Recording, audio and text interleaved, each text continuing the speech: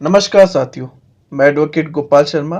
तो आज हम डिस्कस करने जा रहे हैं सेक्शन 164 प्लस लीडिंग केसेस को, जिसे कि हमें डिस्कस किया गया है चैप्टर 12 ऑफ सीआरपीसी 1973 के अंदर।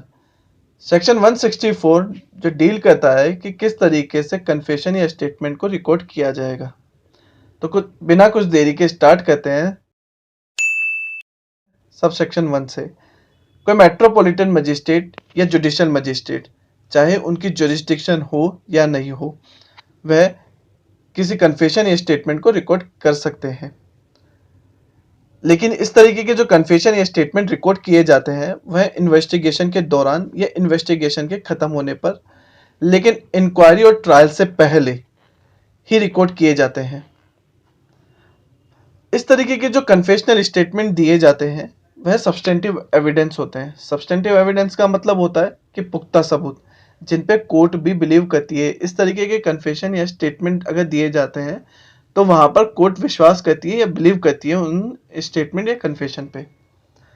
बात करते हैं कि जब किसी पर्सन के द्वारा कोई स्टेटमेंट दिया गया तो इस स्टेटमेंट को ट्रायल के अंदर ट्रायल में विटनेस के द्वारा दिए गए स्टेटमेंट से कोरोबरेशन किया जाता है या फिर उन्हें कॉन्ट्राडिक्शन के लिए यूज किया जाता है। बात कर लेते हैं सबसेक्शन 1 के प्रोविजो के बारे में। प्रोविजो 1 बात करता है कि जो ये रिकॉर्डिंग की जाती है यह रिकॉर्डिंग ऑडियो और वीडियो में भी की जा सकती है, लेकिन ये तभी की जाएगी जब जो अक्यूज पर्सन है उसका एडवोकेट प्रेजेंट हो या फिर अक्यूज पर्सन के एडवोकेट की प्रेजेंस में ही इस तरीके की रिकॉर्डिंग की जाएगी। बेसिकली जो इस तरीके की रिकॉर्डिंग की जाती है वह ओपन कोर्ट में की जाती है, लेकिन सेक्शन 164 के अंदर कहीं पे भी मेंशन नहीं किया गया है कि पर्टिकुलरली कहाँ पे रिकॉर्डिंग की जाएगी। ना ही ये पर्टिकुलरली बताया गया है कि ये ओपन कोर्ट में ही रिकॉर्डिंग की जाएगी। इस तरीके की रिकॉर्डिंग जो कन्फेशन या स्टेटमेंट की रिकॉर्डिंग की जाती है वो कहीं पे भी की जा सकती है। बात कर लेते हैं प्रोविजो सेकंड के बारे में कि कोई भी पुलिस ऑफिसर कन्फेशन या स्टेटमेंट को रिकॉर्ड करने के लिए ऑथराइज नहीं होगा, चाहे उसे मजिस्ट्रेट की पावर ही क्यों ना दे दी गई हो, लेकिन वो कन्फेशन और स्टेटमेंट को रिकॉर्ड करने के लिए ऑथराइज नहीं होगा। तो एक क्वेश्चन आता है कि क्या judicial magistrate of second class authorise होता है कन्फेशन या स्टेटमेंट को रिकॉर्ड करने के लिए? तो इसे एक लीडिंग केस के अंदर समझाया गया था। Singara Singh versus state of UP के अंदर बताया गया था कि judicial magistrate of second class कभी भी ऑथराइज नहीं होगा किसी भी पर्सन या अक्यूज पर्सन के कन्फेशन या स्टेटमेंट लेने के लिए। बात कर लेते हैं इस सेक्शन के जनरल पॉइंट के बारे में। जनरल पॉइंट जैसे कि ये सेक्शन डील करता है, ना केवल डील करता है कि कन्फेशन या स्टेटमेंट को रिकॉर्ड करने के लिए, ये सेक्शन डील करता है कि जो ट्रायल के अंदर एविडेंसेस लिए जाते हैं उनकी एडमिसिबिलिटी और रिलेवेंसी के लिए भी ये सेक्शन डील किया जाता है। एक लीडिंग केस के बारे में बात कर लेते हैं। नाजिर अहमद वर्सेस एम्पीरियर 1936 का केस था, जहां बताया गया था कि कोई मजिस्ट्रेट जो इस तरीके के कन्फेशन या स्टेटमेंट को रिकॉर्ड करता है तो वह मजिस्ट्रेट उसे राइटिंग में रिकॉर्ड करेगा। ये बात बोली गई थी इस केस के अंदर। बात आती है, क्वेश्चन आता है कि मेट्रोपॉलिटन मजिस्ट्रेट या जो जुडिशियल मजिस्ट्रेट को छोड़कर क्या एग्जीक्यूटिव मजिस्ट्रेट या कोई अदर पर्सन ऑथोराइज होता है कन्फेशन या स्टेटमेंट को रिकॉर्ड करने के लिए? तो इसका जो आंसर था वो ये था कि एग्जीक्यूटिव मजिस्ट्रेट और अदर पर्सन कभी भी ऑथोराइज नहीं होते किसी भी पर्सन या अक्यूज पर्सन का स्टेटमेंट या उसका कन्फेशन रिकॉर्ड करने के लिए। अगर मान लीजिए उन लोगों ने इस तरीके का कोई कन्फेशन या स्टेटमेंट रिकॉर्ड किया है तो वो कभी भी वैलिड नहीं माना जाएगा according to the law. Second चीज, इस तरीके के कन्फेशन या स्टेटमेंट जो रिकॉर्ड किया है इसे कभी भी एज एन एविडेंस यूज नहीं किया जाएगा। तो बात कर लेते हैं सबसेक्शन 2 के बारे में। जब मजिस्ट्रेट किसी अक्यूज पर्सन का कन्फेशन या स्टेटमेंट रिकॉर्ड करने जा रहा है तो वह उसे हमेशा इस बात को जरूर एक्सप्लेन करेगा कि तुझे इस तरीके के स्टेटमेंट देने की कोई आवश्यकता नहीं है, ना ही किसी के प्रेशर में आकर इस तरीके के स्टेटमेंट को रिकॉर्ड करने की आवश्यकता है। लेकिन अगर मान लीजिए उसने एक बार रिकॉर्ड करवा लिया इस तरीके का कोई स्टेटमेंट या कन्फेशन तो उसे उसके अगेंस्ट में यूज किया जा सकता है। बेसिकली मजिस्ट्रेट क्या देखता है, मजिस्ट्रेट ये देखता है कि जो पर्सन कन्फेशन या स्टेटमेंट को रिकॉर्ड करवा रहा है वो खुद की वॉलेंटरली मतलब खुद की इच्छा से तो करवा रहा है ना। इसे हम अच्छे से समझ सकते हैं जैसे कि इन रे करुतंबी एआई 1950 के अंदर समझाया गया था कि जब भी मजिस्ट्रेट किसी पर्सन का स्टेटमेंट या कन्फेशन को रिकॉर्ड करने जा रहा है तो वह हमेशा उसे वार्निंग देगा। वार्निंग किस चीज की? जो हमने अभी आपको बताया कि उसे एक्सप्लेन करेगा इस बात की। लेकिन मान लीजिए कि उस दिन किसी भी कारण से स्टेटमेंट या कन्फेशन को रिकॉर्ड नहीं कर पाता है मजिस्ट्रेट, तो ऐसे केस में क्या होगा कि जब अगले दिन मजिस्ट्रेट इसका कन्फेशन स्टेटमेंट रिकॉर्ड करने के लिए आएगा तो वहां पे उसे दोबारा से एक्सप्लेन करेगा इस बात को, इस बात की वार्निंग दोबारा से देगा कि तू इस चीज को दे भी सकता है, नहीं तो नहीं भी दे सकता है। एक लीडिंग केस था के Singh versus Delhi administration AIR 1988 का केस था, जहां बताया गया था कि मजिस्ट्रेट जल्दीबाजी में उसको वार्निंग देना ही भूल गया, एक्सप्लेन करना ही भूल गया।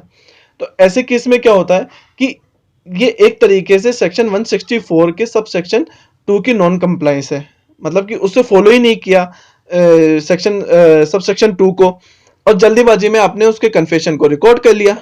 तो ऐसे कंडीशन में क्या होता है कि इस गलती को क्या सुधारा जा सकता है?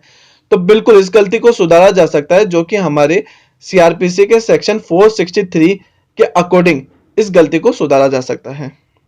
एक और लीडिंग केस था कुट्टू गुला versus state of Assam AIR 1981 का केस था, जहां पे बताया गया था कि जब तक मजिस्ट्रेट खुद सेटिस्फाई नहीं हो जाता है वह किसी पर्सन के स्टेटमेंट या कन्फेशन को रिकॉर्ड नहीं करेगा। ऐसा क्यों किया जाता है? ऐसा इसलिए क्योंकि कोई भी पर्सन उठ के आ सकता है कोर्ट में और कोर्ट में बोल सकता है कि मेरे कन्फेशन या स्टेटमेंट को रिकॉर्ड कीजिए।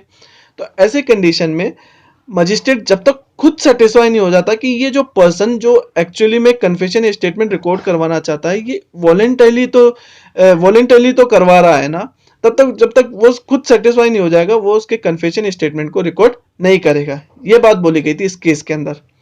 एक बहुत ही इंपॉर्टेंट केस था state of Assam versus Rabindranath Guha AIR 1982 का केस था, जहां पे बताया गया था कि जब भी मजिस्ट्रेट किसी भी अक्यूज पर्सन का कन्फेशन को या फिर पर्सन के स्टेटमेंट को रिकॉर्ड करने जा रहा है तो वह हमेशा उसको इस बात का जरूर एक्सप्लेनेशन देगा या एक्सप्लेन करेगा इस बात को कि तुम अपने किसी भी वकील या फिर अपनी इच्छा के जो भी लॉयर है या एडवोकेट है उनकी कंसेंट ले लो, उसी के बाद में उसके कन्फेशन या स्टेटमेंट को रिकॉर्ड करेंगे। ये एक तरीके का लीगल राइट है पर्सन का कि पर्सन पहले अपने वकील से बात कर सकता है, अपनी इच्छा वाले जो भी उसकी इच्छा का वकील है या एडवोकेट है उनसे बात करेगा, उसी के बाद में उसके कन्फेशन या स्टेटमेंट को रिकॉर्ड किया जाएगा। ये जो लीगल राइट हमें कॉन्स्टिट्यूशन ऑफ इंडिया के आर्टिकल 22 के सब क्लॉज 1 व सीआरपीसी के सेक्शन 303 के अंदर डिस्कस किए गया है, ये बताया गया है लीगल राइट हमें। तो बात कर लेते हैं सबसेक्शन 3 के बारे में, जहां पे दिया गया है कि जब अक्यूज्ड पर्सन मजिस्ट्रेट को बोलता है कि मैं कन्फेशन देना नहीं चाहता हूं, तो ऐसे केस में अब मजिस्ट्रेट उस अक्यूज्ड पर्सन को पुलिस डिटेंशन नहीं दे सकता है। मतलब कि जुडिशियल मजिस्ट्रेट ऑथोराइज नहीं होगा किसी भी पर्सन अक्यूज्ड पर्सन जो कन्फेशन देने से मना करता है उसे पुलिस कस्टडी या पुलिस डिटेंशन में भेज सके, लेकिन जुडिशियल मजिस्ट्रेट उसे जुडिशियल कस्टडी में जरूर भेज सकता है। तो ये बात की गई थी हमारे सबसेक्शन 3 के अंदर। बात करते हैं सबसेक्शन 4 के अंदर। जो भी स्टेटमेंट रिकॉर्ड किया जाएगा वो according to this section 281 of CrPC के अंदर रिकॉर्ड किया जाएगा। मतलब कि एक मेमोरेंडम तैयार किया जाता है, उस मेमोरेंडम के अंदर मजिस्ट्रेट अपना फुट नोट जो कि राइटिंग में तैयार करता है, जिसके अंदर जो कन्फेशन दिया जा रहा है उसे वह नोट करेगा, और उसे जब प्रॉपर नोट करने के बाद में एट लास्ट में उस अक्यूज पर्सन के साइन करवाता है, सिग्नेचर करवा देगा उस फुट मेमोरेंडम पे। सिग्नेचर करवाना मैंडेटरी है।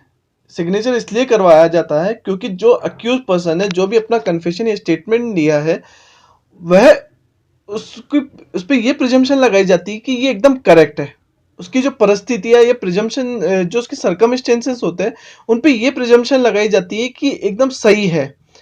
तो यहाँ पर जो प्रिजम्पशन लगाई जाती है वो according to this section 80 of Indian evidence act के अकॉर्डिंग लगाई जाती है। यहाँ पे एक लीडिंग केस था AR Sheikh versus state of Maharashtra AIR 1982 का माफ कीजिएगा 88 का केस था, जहां पे बताया गया था कि जो कन्फेशन होता है वो हमेशा क्वेश्चन आंसर की फॉर्म में होता है। तो यहाँ पर जब कन्फेशन को पूरा जो कन्फेशन है पूरा रिकॉर्ड कर लिया जाता है मजिस्ट्रेट के द्वारा, तो अब मजिस्ट्रेट के द्वारा उस अक्यूज पर्सन को पूरा कन्फेशन पढ़ के सुनाया जाएगा। मतलब कि मजिस्ट्रेट उसे पूरा पढ़ के सुनाएगा और पढ़ के सुनाने के बाद में उस अक्यूज्ड पर्सन से उस मेमोरेंडम जो तैयार किया है, जहां पे पूरा रिकॉर्ड तैयार किया है उसका, उस पे उस अक्यूज्ड पर्सन के सिग्नेचर करवा लेगा। तो बात कर लेते हैं सबसेक्शन 5 के बारे में, जहां पे कोई मैटर जो कि रिलेटेड है वुमेन से या फिर रेप विक्टिम से। तो यहाँ पर जब स्टेटमेंट रिकॉर्ड किया जाएगा वह डायरेक्ट रिकॉर्ड किया जाएगा सेक्शन 164 के अंदर। और जो मेकर इसको रिकॉर्ड करवा रहा है, मान लीजिए कि अगर वो मेंटली या फिजिकली इनकेपेबल है, तो वहां पे उसे असिस्टेंट प्रोवाइड करवाया जाएगा, जो कि स्पेशल एजुकेटर हो सकता है या फिर ट्रांसलेटर हो सकता है। और अगर मान लीजिए कि जरूरत पड़ी तो वहां पे उसे उसकी वीडियोग्राफी भी करवाई जा सकती है। तो इस तरीके के जो स्टेटमेंट्स को रिकॉर्ड किया जाता है वो एक तरीके के एग्जामिनेशन इन चीफ होता है। एग्जामिनेशन इन चीफ का मतलब कि जिस मेकर ने इस तरीके का स्टेटमेंट रिकॉर्ड करवाया है उससे क्रॉस एग्जामिनेशन की जा सकती है, मतलब कि उस मेकर से, मतलब एडवोकेट के द्वारा क्रॉस एग्जामिनेशन किया जा सकता है। इस तरीके के जो स्टेटमेंट्स को रिकॉर्ड किया जाता है ये कभी भी सब्सटेंटिव एविडेंस नहीं होते हैं। सब्सटेंटिव एविडेंस का मतलब कि जैसा कि हमने सबसेक्शन 1 के अंदर बताया था कि ये एक तरीके के पुख्ता सबूत नहीं हो, पुख्ता सबूत होते हैं सब्सटेंटिव एविडेंस। लेकिन यहाँ पे जो स्टेटमेंट्स को रिकॉर्ड किया जाता है ये सब्सटेंटिव एविडेंस नहीं होते, मतलब कि इनको पुख्ता सबूत नहीं माना जाता है। ये केवल ये जो स्टेटमेंट्स होते हैं इनको केवल यूज किया जाता है अदर स्टेटमेंट्स के साथ में कोरोबरेशन करने के लिए, उनको कॉन्ट्रडिक्शन करने के लिए। तो बात कर लेते हैं सबसेक्शन 6 के बारे में। जब कोई जुडिशियल मजिस्ट्रेट या मेट्रोपॉलिटन मजिस्ट्रेट जिनके पास में जुरिस्डिक्शन नहीं थी लेकिन वो कोई स्टेटमेंट या फिर कन्फेशन को रिकॉर्ड करते हैं, तो जब वो उसे पूरा रिकॉर्ड कर लेंगे तो उसके बाद में उसे फॉरवर्ड कर देंगे उस मजिस्ट्रेट के पास में जिसके पास में एक्चुअल में जुरिस्डिक्शन थी। तो आई होप आप अच्छे से समझ पाए होंगे सेक्शन 164 को। इसी के साथ में धन्यवाद।